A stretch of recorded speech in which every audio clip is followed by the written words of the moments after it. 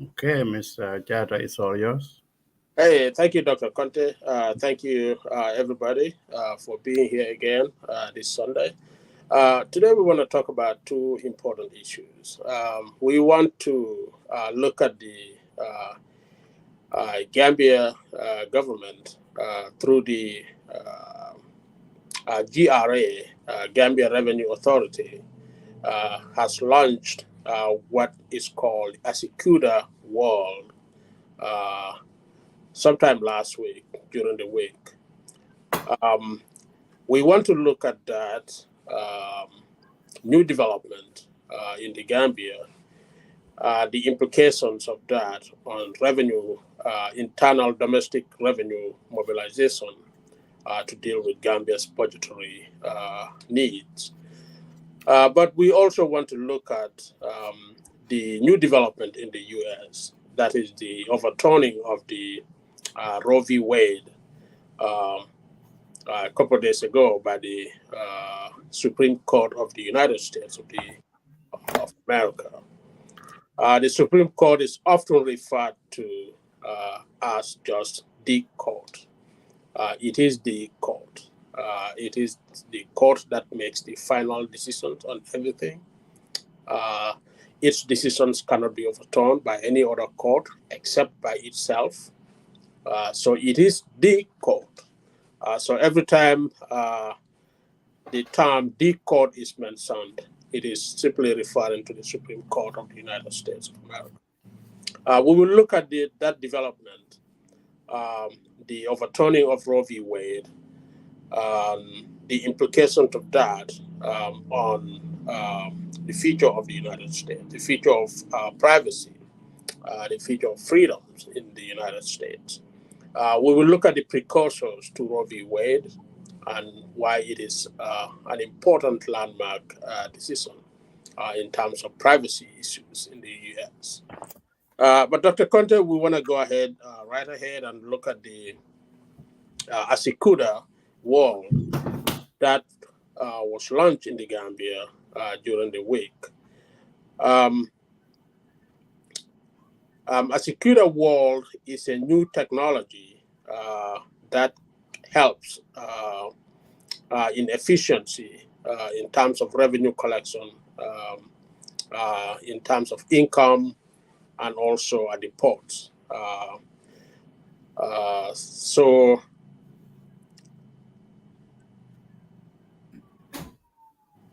So the GRA, in collaboration with its what they call in the Gambia stakeholders, other interested parties, um, had come together during the week and uh, uh, kind of organize the launching of this new technology in the Gambia. So my understanding of what the speaker said, particularly they call in the Gambia the Commissioner General of the GRA, which happens to be uh, I would say a good friend of mine, somebody I know quite well, Yankuba Dabo. He used to live in Kansas here briefly. He did his graduate studies here in Kansas before returning back to the Gambia. His wife used to live here as well, so I got to know him and his family quite a bit. Um, his wife and I we went to school together back in the days, high school, different schools, but we all used to travel from Serakunda to Banjul to school. I was going to St. Augustine, she was going to St. Joseph's, I believe. And then we met at Gambia College also briefly. So I got to know the family a little bit. Yanks used to live here. He's the Commissioner General of GRA. And I have no doubt they're doing a terrific job in trying to mobilize domestic revenue mobilization to help the Gambia's budgetary requirements. Dr. Conte, I'm going to have to try and see if I can get Yankuba here at some point. I know it will be interesting. We discussed with him about taxes and Gambia's budget and stuff like that. But nonetheless, I watched him make some clarifications with regards to the ASYCUDA wall, which from his speech, I understand that this technology is going to rely on self-declaration. Basically, taxpayers will declare their taxes themselves. And he also stated that there are mechanisms put in place to detect fraud. When somebody declares wrong information or they do an underpayment, there will be ways for them to detect this, because according to him, the technology is preserve this information for 7 years, and during which the revenue officials can always go back and double check and kind of audit these taxes to make sure that they are fairly and accurately reported. And he said overpayments, when somebody overpays, they have two options. They can either claim the excess payment they made and get refunded through the Ministry of Finance, or they can retain it and apply it to their future income tax balances. Which is fair, but I don't think any smart business person would leave his excess money with the revenue authority. There are, well, it might look good to somebody, a lot of lay people, but if you are financially minded, or if you are business minded, leaving your money with the tax authority is a waste of money. It's not the best use of your money. You probably better off put it in a savings account and accrue interest on it, or invest it and make profit on it, rather than leaving it sitting at the revenue, unless the revenue authorities pay you interest comparable to the fair market rate.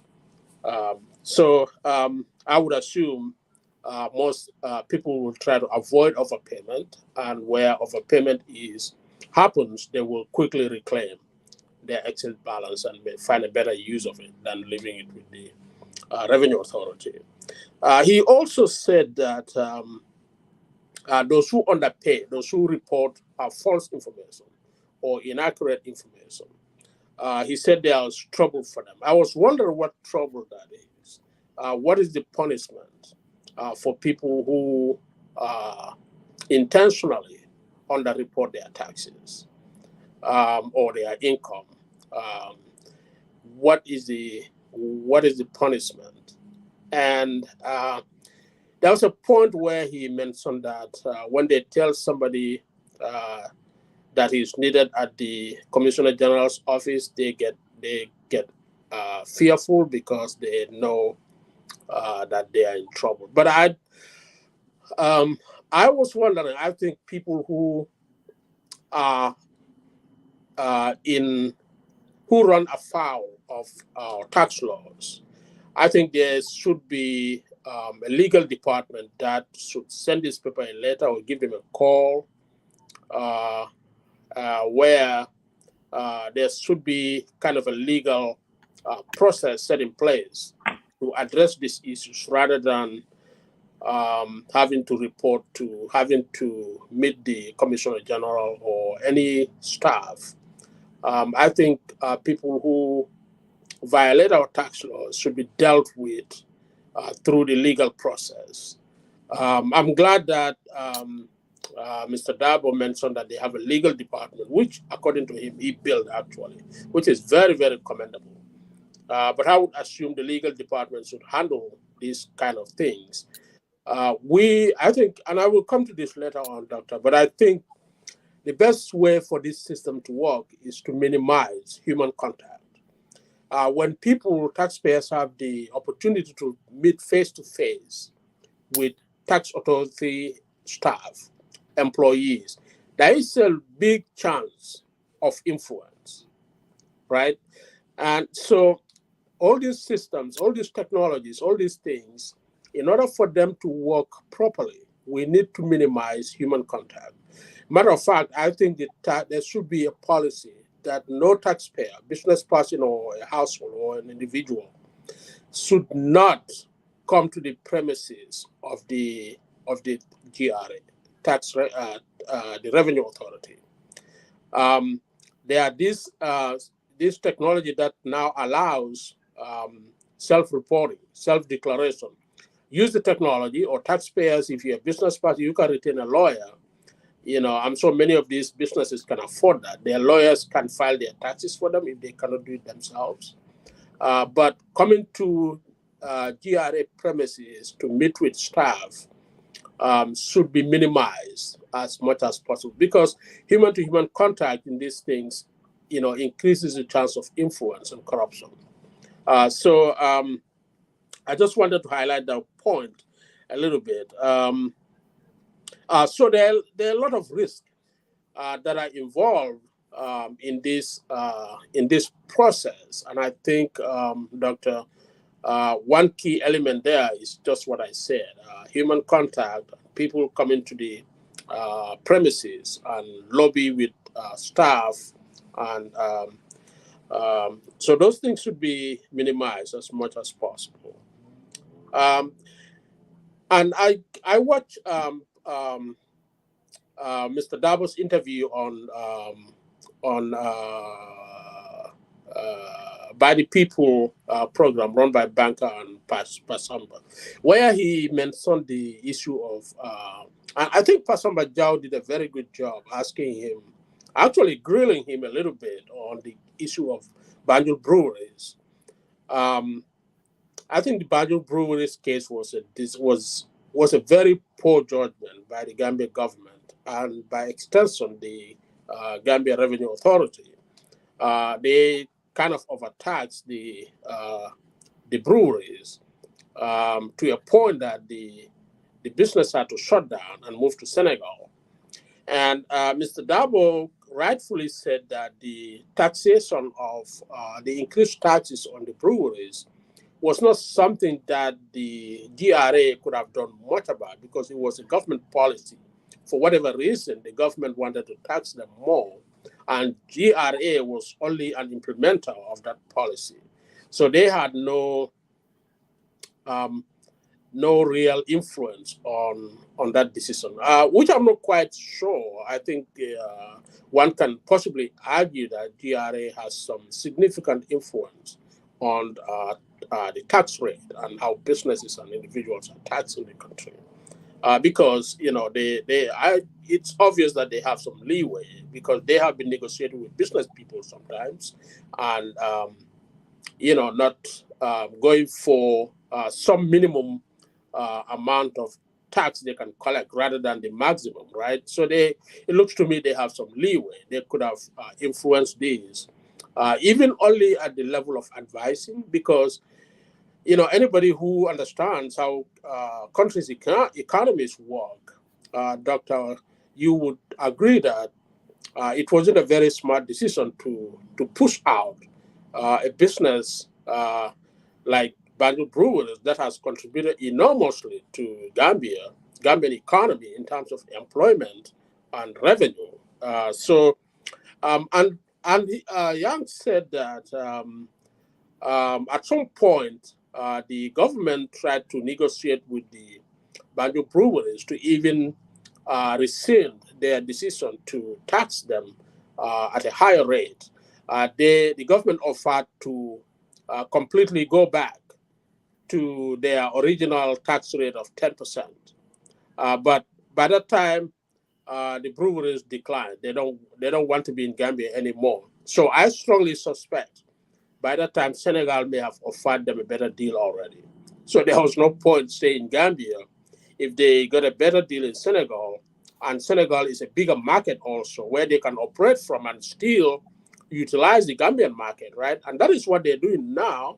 They moved to Senegal, where they're probably giving a lot of perks to operate in Senegal, create employment there, pay taxes, and utilize the bigger market in Senegal, and also retain the Gambian market, because they're still supplying Gambian market, right?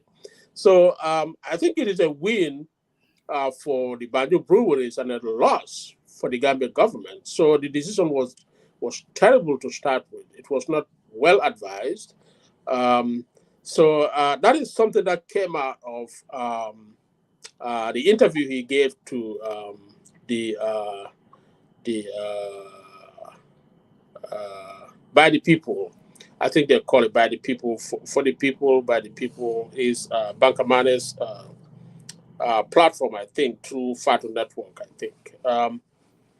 But Doctor, that is something I wanted to say, and most people will agree, and to some extent I agree. Alcohol consumption can be a societal menace. It can be a health issue in the country. But they could have regulated that, and the government may have been influenced by this fact, and also the government may have been pushed by the Islamists in the country that alcohol should not be. But a lot of Gambians drink alcohol. We know that. So even those who call themselves Muslims, many drink alcohol. We know that for sure. So alcohol has been there's a strong market for it in the country. So they still import it from Senegal, and there's a high consumption still. I think what they should have done is, Dr. Conteh, to regulate the use of alcohol in the country by probably increasing the age limit to like 21 and prohibiting sale of alcohol to minors, and strongly enforce those. So I think those are that is how we do it in US here. So the same thing could work very well in the Gambia also. But nonetheless, that's how it went, and Gambia lost big time on that. Dr. Conteh, some of the facts that also came out is that at the launching, is that we know that the ASYCUDA World, the new software that the GRA is going to be using, is funded by the ADP, African Development Bank, at the tune of 1.3 million.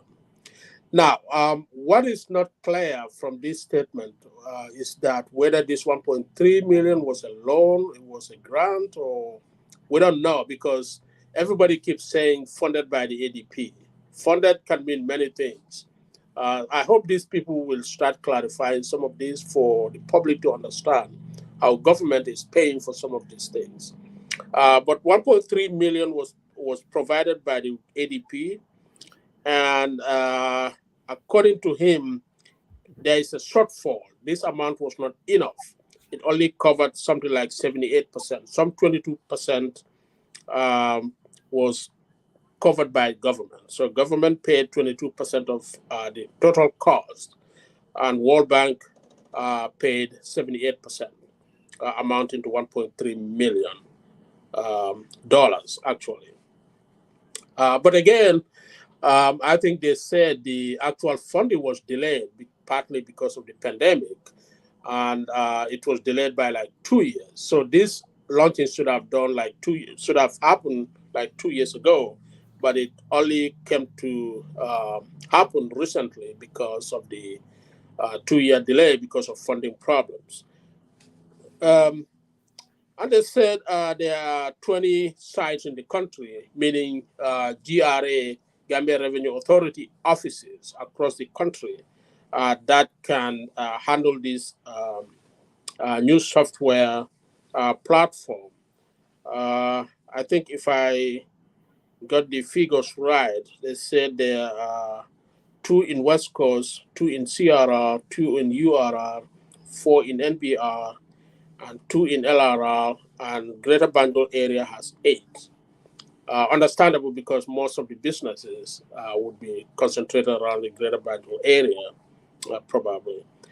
And Dr. Conteh, the key reason for this new software development is that government, I believe, from what we could get from both IMF and World Bank reports, the government is under pressure now to mobilize domestic resources to cover for a large part of its budgetary needs, partly because foreign support is dwindling, because the pandemic and the Ukraine and Russia war is biting every country now. So there seems to be something like a donor fatigue. The Gambia may have to look inwards to mobilize resources to cover for its needs. So part of the big reason for this is that, um, and just in passing, Dr. Conteh, what I really want to say on this is that all these technological changes and improvements and reforms are well overdue. Um, the Gambia needs to rely on more efficient technology to do business, to operate our systems and run our government more efficiently, to mobilize our resources more efficiently. But one thing that cannot be lost, Dr. Conteh, these technologies are only as good as the people that run them, right? Um, we can only get what we put inside them, right? So we have to use these machines, this technology very efficiently. Uh, we still have to be upright and have integrity in the way we use them, because this really it's not going to change anything. It's not going to minimize corruption.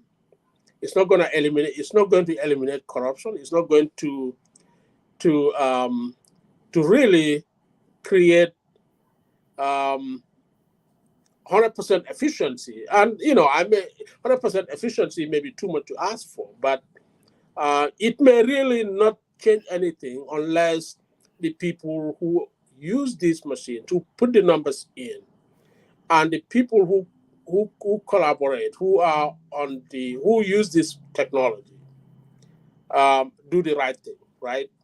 So unless those things change, I mean, we're not going to.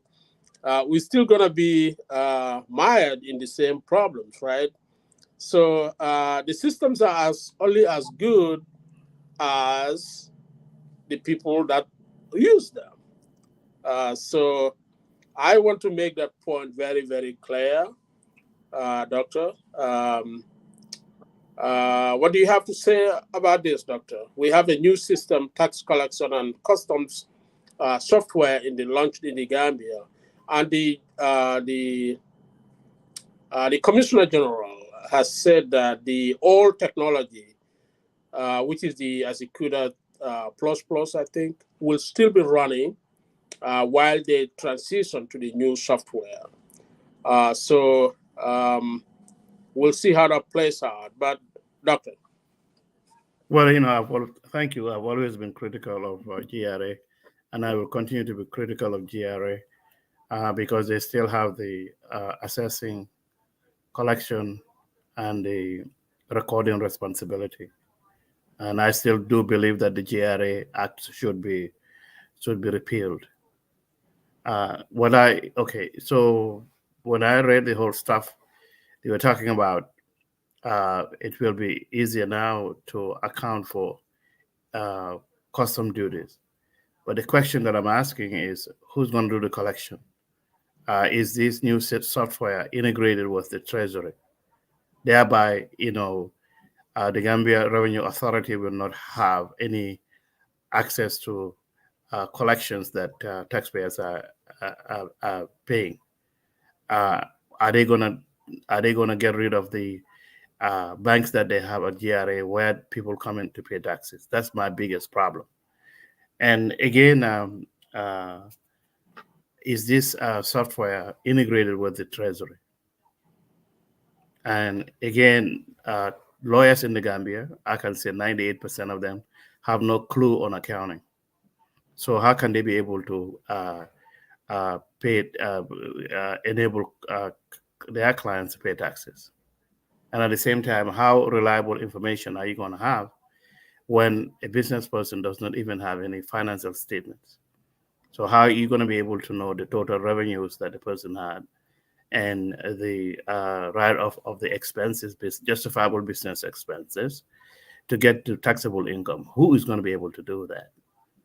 So again, I am not I'm not a fan of GRA, and if he comes in here I would really scrutinize him, because, again, what I have seen about GRA, every 3 months they will always, or 4 months, they will always say that they collected 4.1 billion. Every single time, the same figures. So I don't get it. Let me go back here and say something, because I used to work at the bank, and no Gambian merchant can order goods coming into the Gambia, and Gambia is credit risk. So therefore, they have to have performance statements guaranteed by the commercial banks. So that form comes in the form of letters of credit. When I was there, when the goods come, the port will directly send that to the banks. So the customers will come and collect the invoices from the bank. But then most of the time, most of those customers did not have money to pay for the goods. So the bank will pay the goods for the customers. And then they in turn will also have to pay. And then the interest rate then range from 7.5% to 15%. So under those circumstances, so these people actually go directly, because we know the cost of the invoice. So we know how much they have to pay to the banks, and also we know the taxes that they have to pay. Payment was directly made to the treasury. When Jammeh came in, he changed everything. So that's been the case. Most of the people pay money toward the GRA. Why are we still collecting cash? And again, what I don't understand, we don't have a reliable network system, electricity. We don't have that in our country. So if you go up country, you have this system there, and the people who are going to input the data is going to be subject to manipulation. So are they telling us that now, if you go to the customs at the port, you won't see any agent collecting fiscal cash from customers? Is that what they are saying? I doubt it. Okay, so that's I wish them the best of luck that it can happen. I am very skeptical this will happen again, but mark you, those 4 months ago, he said they collected 4.1 billion, and again by next time reporting again, they're gonna say they collected 4.1 billion. So instead of us restructuring our revenue collection system, and nobody's even talking about local government area, where people who are at the car garages and are collecting taxes, people who are going into the market, and the women vendors are there, they'll take maybe $25-$30 from them every single day. So are they telling us again that GRA officials will no longer go to a shop and request the taxpayer to pay them cash? So I'm at a loss. And again, you rightfully said, that they need to be transparent, because when you say you have funding, the African Development Bank is not going to give a grant to the Gambia government. And we also should stop denominating our loans in foreign currency. If we believe that the functional currency of the country is the dollar, whatever equivalent that loan was, because it's a loan, that's what they should report. But when you start quoting in US dollars, it means that you don't even have any trust in your local currency. And I think we need to stop that, because if I say 1.5 million US dollars, the average Gambian, how much will they know? Let's just find out. Because if you are saying that people are going to be paying taxes, and you are saying that Gambians, with this new system, this is what we have. Why are you saying that? Why are you reporting it in US dollars? Why? So I think, Doc, I think if I may interject here, go ahead. I think what they might be, I don't know this for sure, but I think that because of the high currency risk in the Gambia, these loans may actually be denominated in dollars. Yeah, but again, at the end, in the end, like exactly what you are saying, we need to know what is the equivalent in dollars is, because by reporting in US dollars, when the loans are actually denominated in US dollars, that means the actual amount the Gambian people may pay back for these loans is going to be much, much higher. Yeah, but So, Gambians didn't. We need to know that. Okay, right, at the reporting period when the loan was approved, that should be the amount they have to report. right, And any moment that they are making payment and the balance as of that date, that's what they should report. right, But what I'm looking here at, no, I really do believe, that we should refrain from using foreign currency. We should always report. So this loan is $76,500,000. Gambians need to know that. right. Well, when you report in US dollars, they will know. And and just like so now we have a partner in the form of the vice president who talks about transparency. So they need to be transparent. So now that's what, anytime I say something that is critical of the government, I'll always say, well, the vice president said we have to be transparent.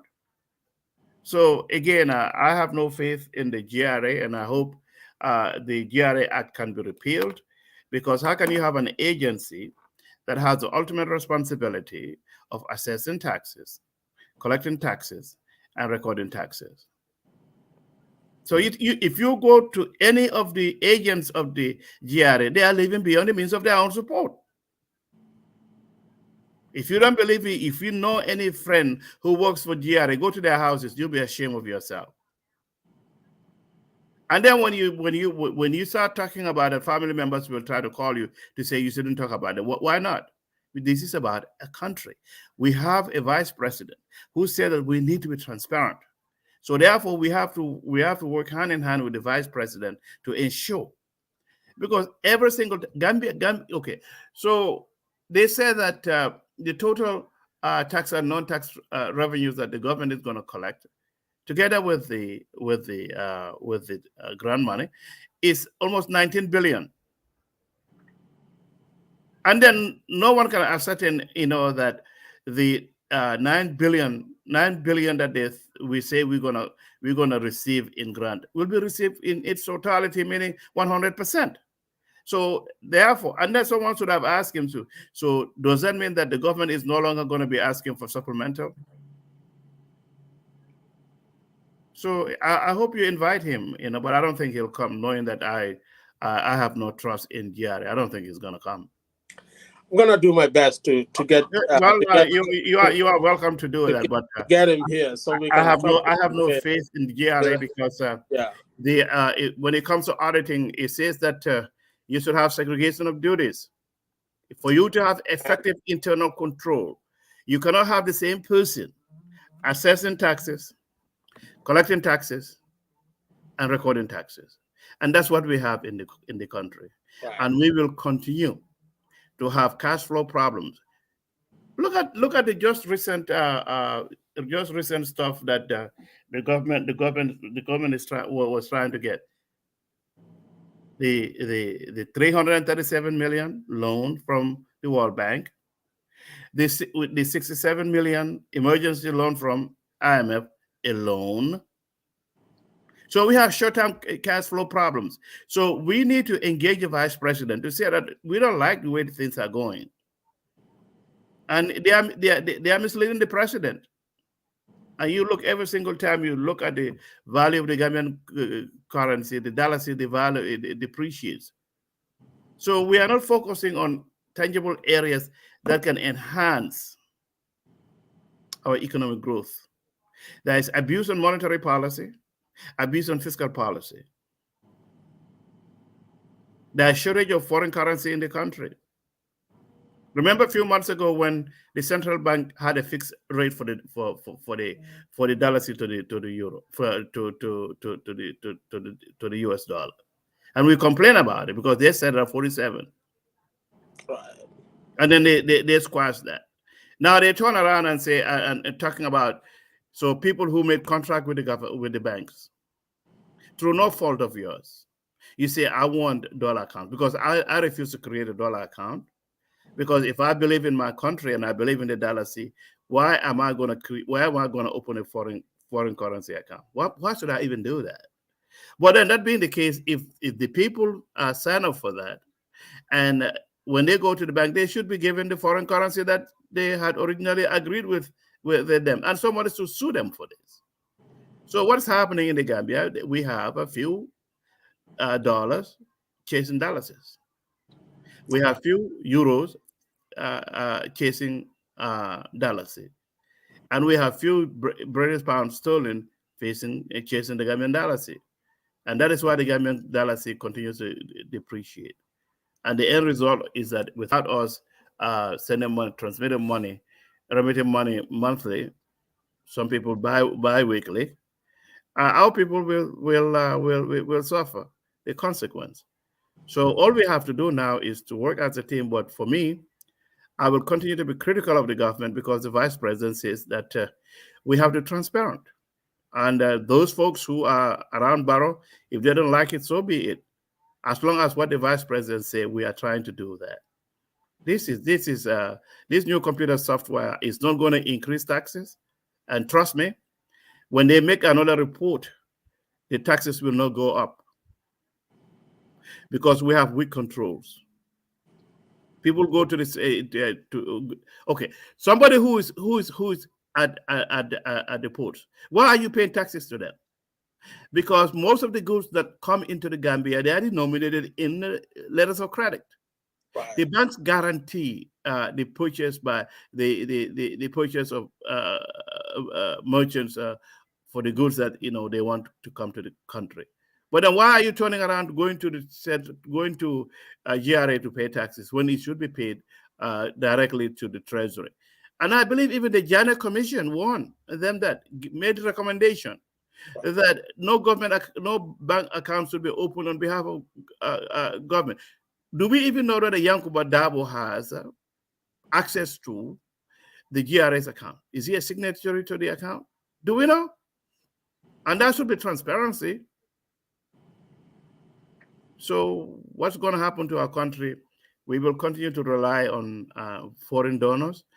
We will continue to record 100% of what we think we're going to have in grant money. And then by the end of the day, we don't even receive 50%. So poor planning, and we will continue to have the same problem.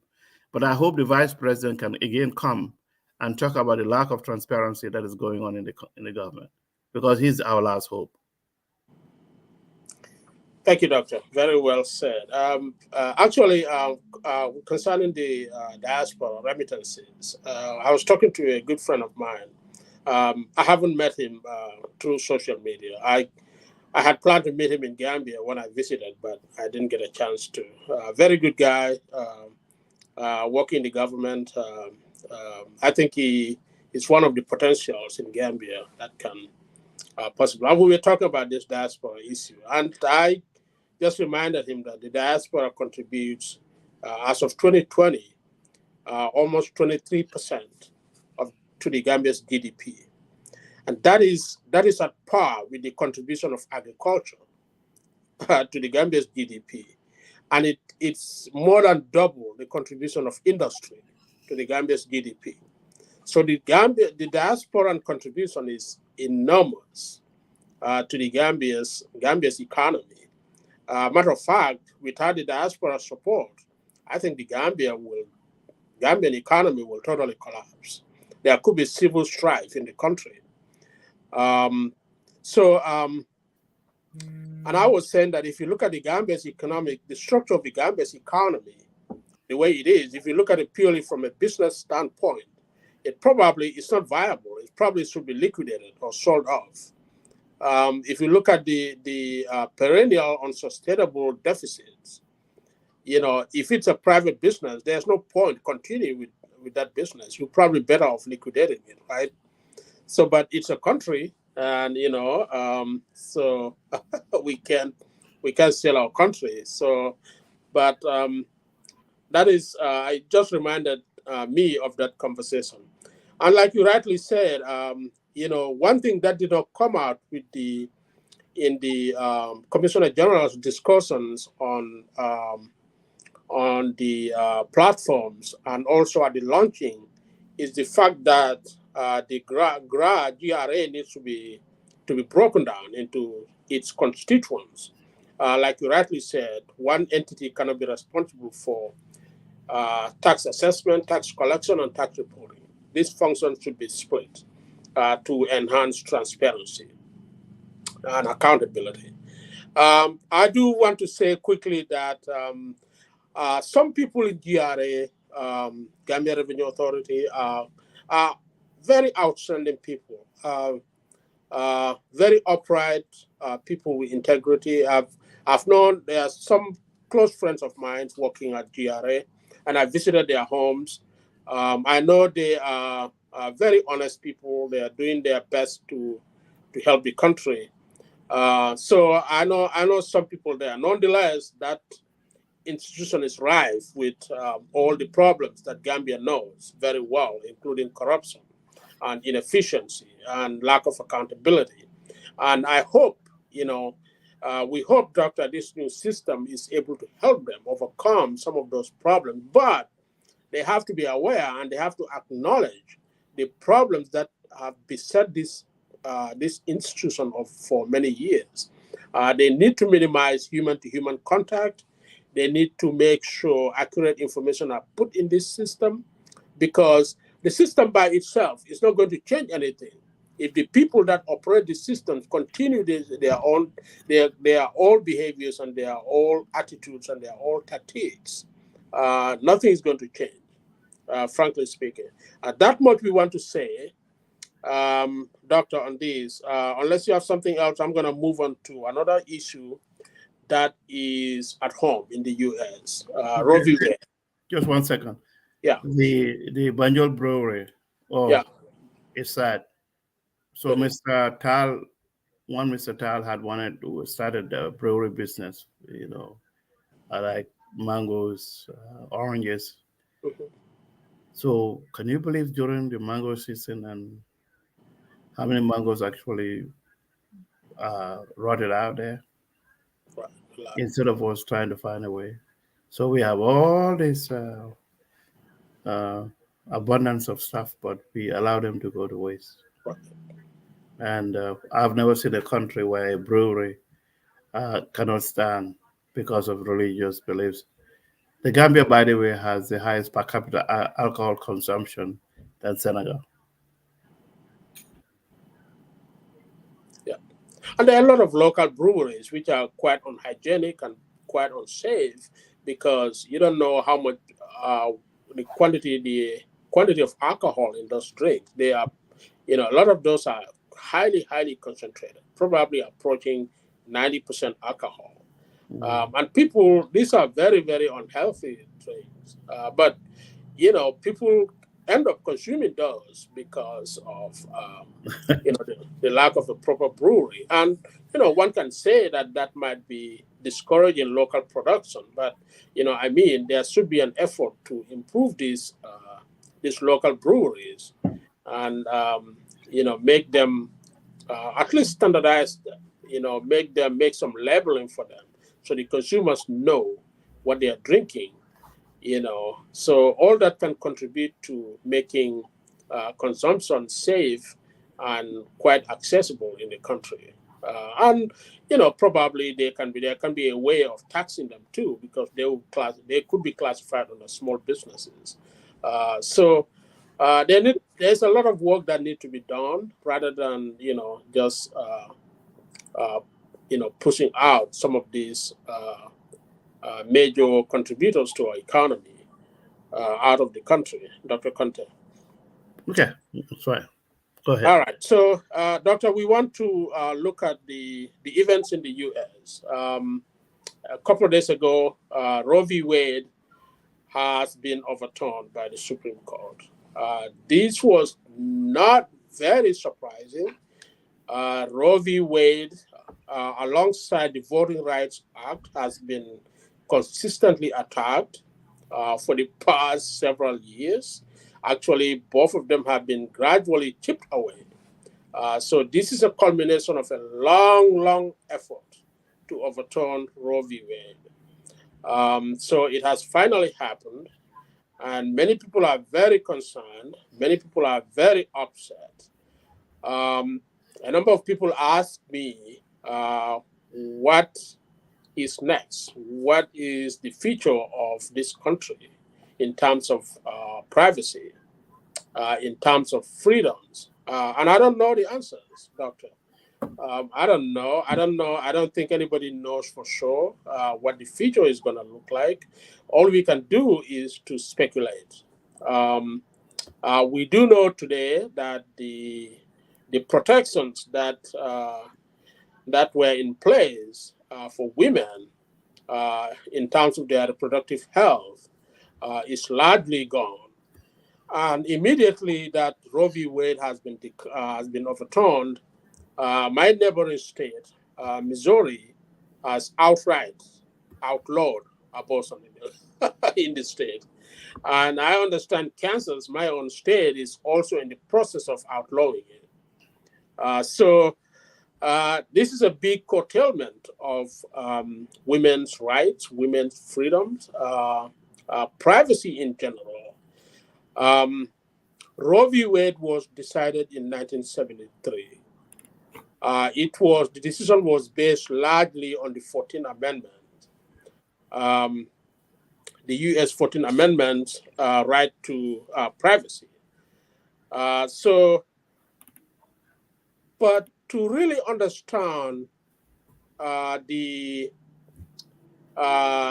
dynamics of this, you have to go back beyond Roe v. Wade. You have to go. There are a number of cases that were precursors to Roe v. Wade. There was the famous Dred Scott ruling that had to do with citizenship completely, right? And the Supreme Court, what did they say? They said citizenship, the Constitution did not guarantee citizenship to African Americans. So those are some of the cases that preceded Roe v. Wade. And Doctor, one might be curious to, the courts, I have to say this, the courts usually like to protect the status quo. The courts generally do not like to make rulings that will upset, that will overhaul the society, right? Society's norms. They like to preserve the precedents, right? Status decisis, like they call it in the legal parlance, right? Courts generally preserve the status quo, right? But if you look at the history, the entire history of the United States, there was only one period, and particularly this period is largely associated to one jurist, one Chief Justice, that actually brought about a lot of changes in the U.S. legal system and single-handedly influenced U.S. societal development into the society we have today. And this Chief Justice was Warren Burger. Warren was the Chief Justice between 69 to 86. And during this period, and even before he became Chief Justice, he was Governor of California, I think. And my understanding is that he has his fingerprints on many of these cases that shaped United States history to its modern times. I think he was he was involved in a controversial case concerning Japanese Americans after Pearl Harbor, the internment of Japanese Americans, and this event, the internment of Japanese Americans, which basically amount to a persecution of Japanese Americans after Pearl Harbor. This was very well captured in a book by John ASYCUDA. I happened to use that book as one of my literature texts when I was going to the University of Missouri. It's called No No Boy by John ASYCUDA. It kind of dealt with this internment of Japanese Americans. And Warren, as governor of California, was very much criticized for his involvement in that. But after that, Warren became very popular for some of the decisions he made in advancing privacy rights and freedoms in this country. So there were a number of cases before Roe v. Wade. There was the Miranda case in Arizona, I believe. We all have come to take that for granted. In fact, Miranda happened just before Roe v. Wade. And Miranda set the precedent for privacy, right? It actually dealt with the situation that the police have to read your rights to you. You can remain silent. Everybody has a right not to incriminate themselves. So these are a lot of a big protection of privacy rights, right? The right to be left alone. That's what privacy is all about, right? And then the Roe v. Wade came after that, and I think we have also there was this Griswold case in Connecticut, 1965, I think, and then we have the public figures law that pretty much take away the right of public figures to claim defamation without actual malice. So there's a pretty much high bar for public officials to claim to make a claim of defamation. So these are protection. These are all privacy protection. These are protections of the public. There was the famous Brown v. Board in 1954 also. And then even a very controversial case also that involved interracial marriage. That was in 1967. And Warren Court protected all of these on the basis of privacy rights. And so today people are worried, Dr. Conteh. What else are we going to lose? Are we going to see more attack on privacy rights? Are we going to see more attacks on gay marriage? Are we going to see more attacks on interracial marriage? Are we going to see more attacks on the Miranda rights? Whether the police can search you, search and seizure, whether they can search you and arrest you and even interrogate you without reading out your rights to you. So many people are worried for good reasons how the future is going to look like without these protections. Because the overturning of Roe v. Wade is not just only about taking away the right to abortion, right? It also has a lot to do with privacy itself. What does privacy mean? Who is entitled to privacy? What kind of privacies you are entitled to? So those are questions that are going to preoccupy us for some time. It's hard to say whether this trend is going to continue. History doesn't move in a linear way. We're not going to get into a straight line thinking here. There will be bounces and backtracking and all that stuff. So it is possible that the court at some point may reverse its own decision. But based on the constitution of the 6-3 majority, conservative majority in the courts today, it looks like we are heading to a very narrow space for privacy, for freedoms. In a nutshell, I think Trump's wall has begun to take shape.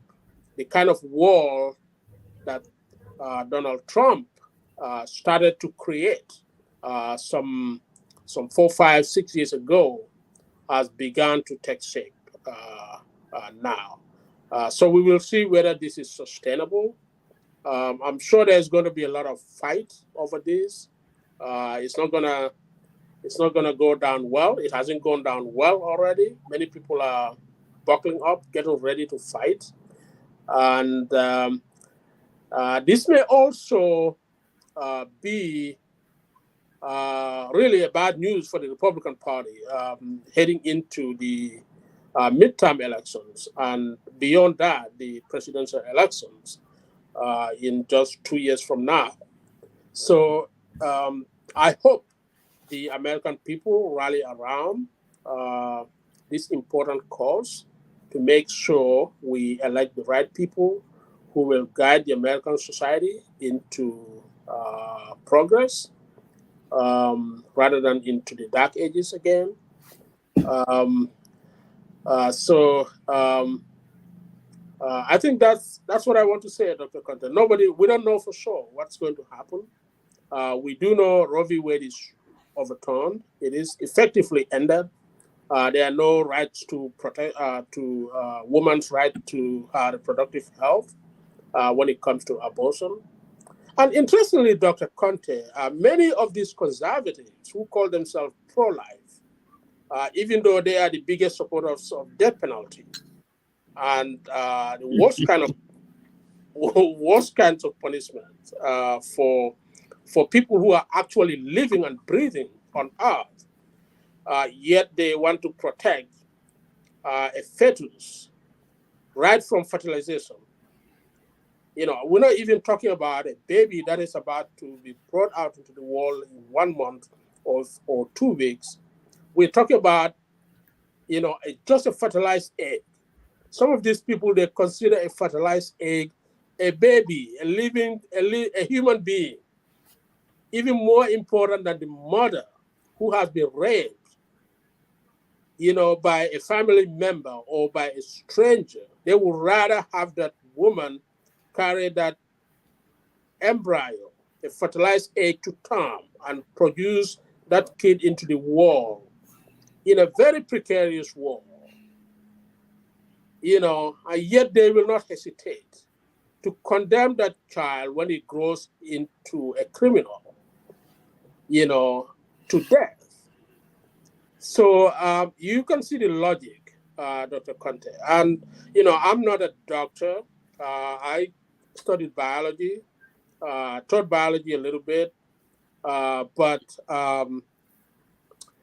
I do not think, we should push the idea of a human being way back to fertilization, at the level of fertilization. And I think medical doctors and their clients are the best to decide, where this procedure is appropriate, not by politicians or judges, who are purely guided by religious belief or political views.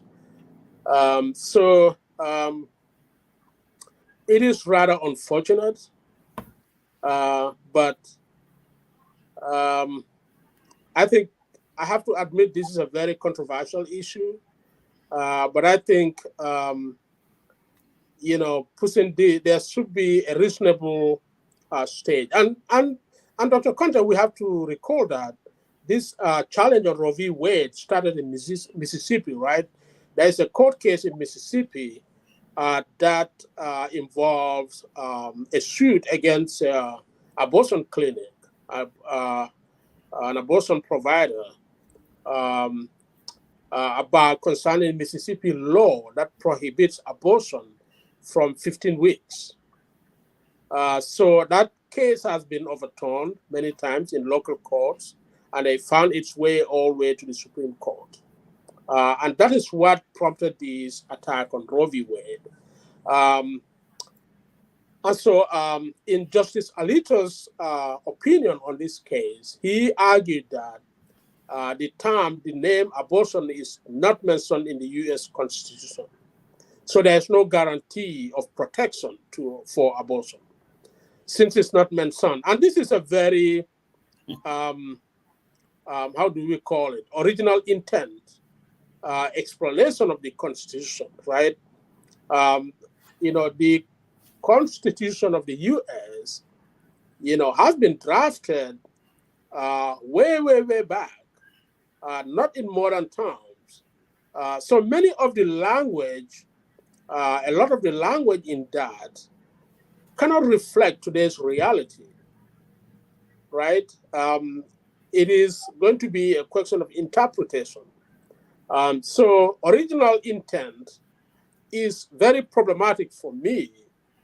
Because those people who drafted they were very limited in their knowledge and realm of understanding. There's no way they could envision today's society.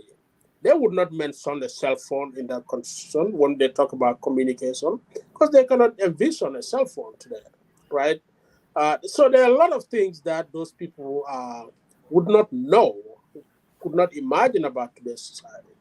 But the case started from Mississippi, and it ended up at the Supreme Court and the courts of appeal. Now, interestingly, the Chief Justice Roberts um, uh, did not totally agree with the reasoning of Justice Alito. Roberts agreed with the outcome, the ruling, the fact that the Roe v. Wade should be overturned, but he arrived at conclusion using different reasons. So I think in legal terms they call it concord. He concurred with the ruling, but he did not use or did not agree with the reasoning that the majority opinion outlined. So he wrote a concurring opinion. So normally justices that disagree with the reasoning of the ruling but agree with the outcome of the ruling write a concurring opinion. And of course, there is the dissenting opinion by the judges that disagreed with the ruling completely. Sotomayor and her colleagues on the left side of the judicial aisle wrote a dissenting opinion. I didn't get a chance to read this dissenting opinion, and even Robert's concurring opinion. I just browsed through Alito's opinion for the majority of the court. But this is what happened. Doctor, we have Roe v. Wade overturned. So we'll see how these attacks continue on voting rights, particularly. It might be the next in line. It's already been attacked many times during Trump's time. We'll see how Miranda rights come under attack as well. We will see how gay marriage, interracial marriage, and all the things that all the progress that has been made in recent American history, how they stand the test of these challenges today. Dr. Conteh. Thank you. Well, it has been said in America, once you give something to people, you don't take it away from them. But now that's not the reality. I was just wondering, okay, so now they want to have a national abortion ban. I think the Supreme Court actually did this service to the Republican Party. They should have waited until after the midterm elections. Because I'm telling you, I wouldn't mind paying $6 for a gallon of gasoline, then go out there and vote for a Democrat candidate, because what they are doing now, uh, it has frightened a lot of people. I've been watching the news, 16-year-olds, 17-year-olds talking about it. And I know that when the election comes in, most of the college students are going to vote the other way. They're not going to vote for it. Because who wants to vote for a political party that is going to try to take your rights away from you?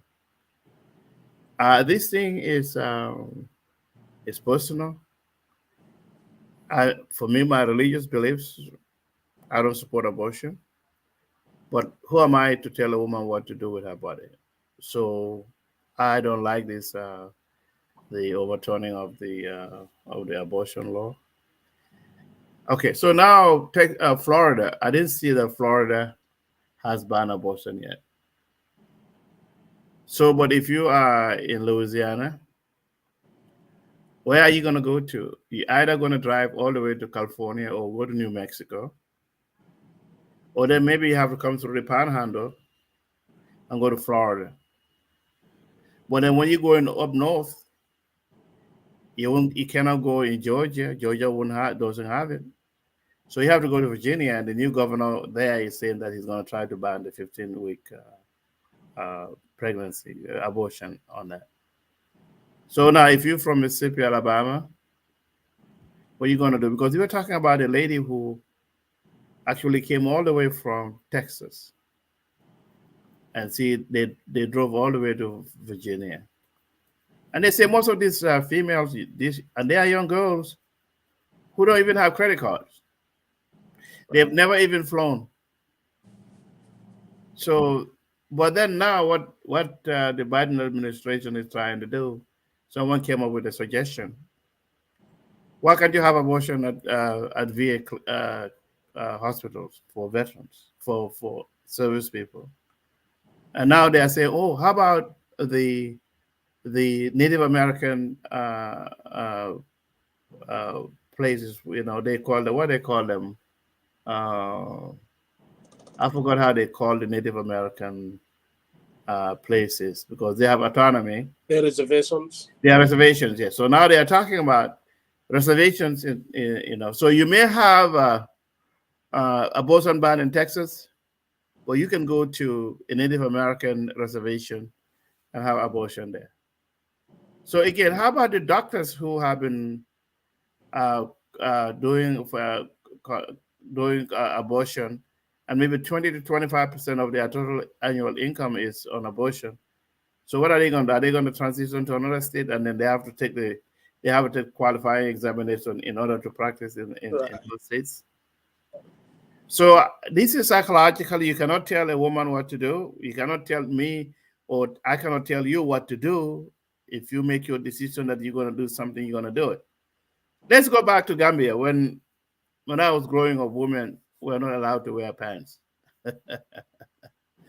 miniskirts, right? Right.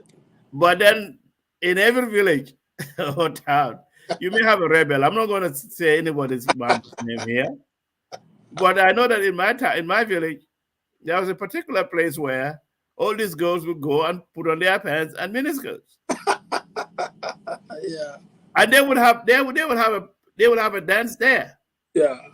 So how on earth can anyone try to say that you are going to stop this? This is and then the economic impact. So some companies in New York and California, they want to try to move to Texas, right? So now they have a second thought.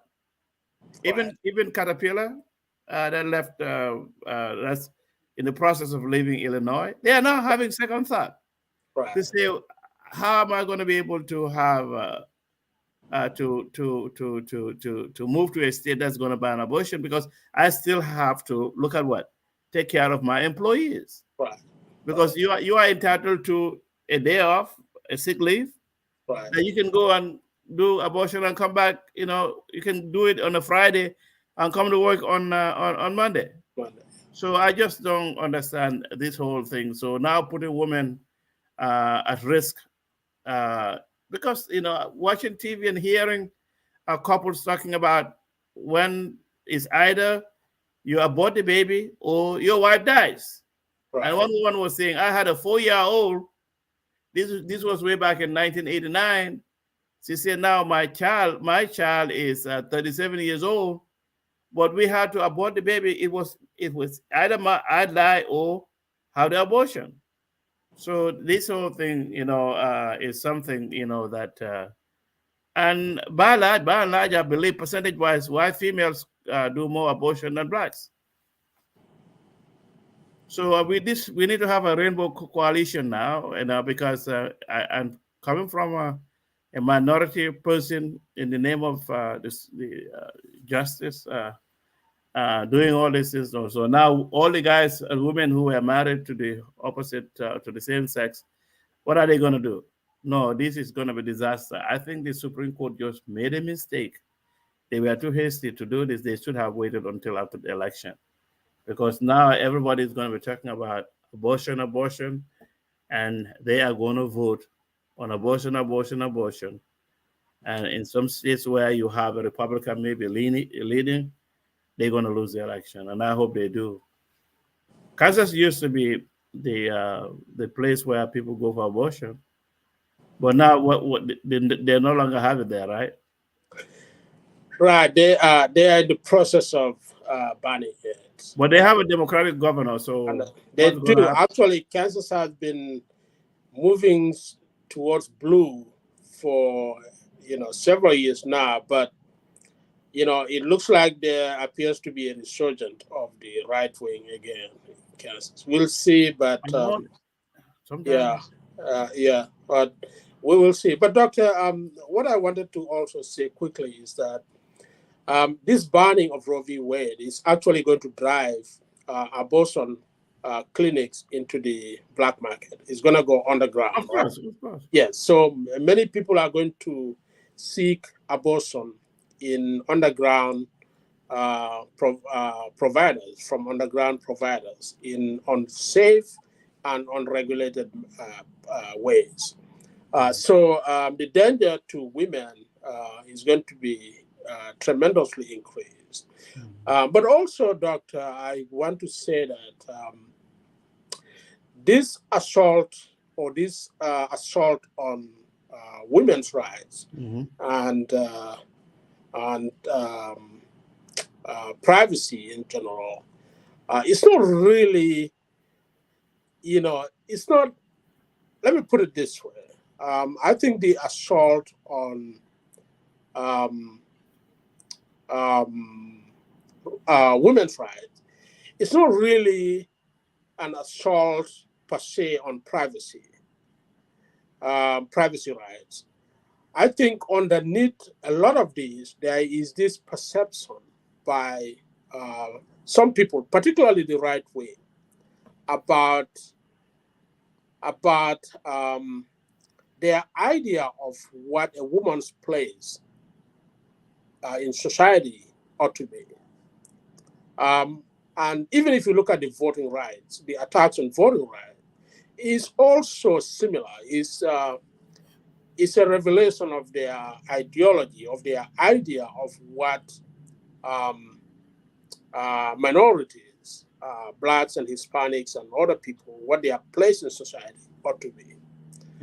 So I think conceptually it kind of reveals the thinking and the mindset of many of these right-wing thinkers who would rather muscle um, um, limit the rights of these groups, minority groups, women, African Americans, Latinos, deprive them of political participation, economic participation, and by extension, women's right to abortion, which has liberated a lot of women, allowed them to participate in the workforce fully, allowed them to participate in sports fully, allowed them to participate in economic advancement, in education.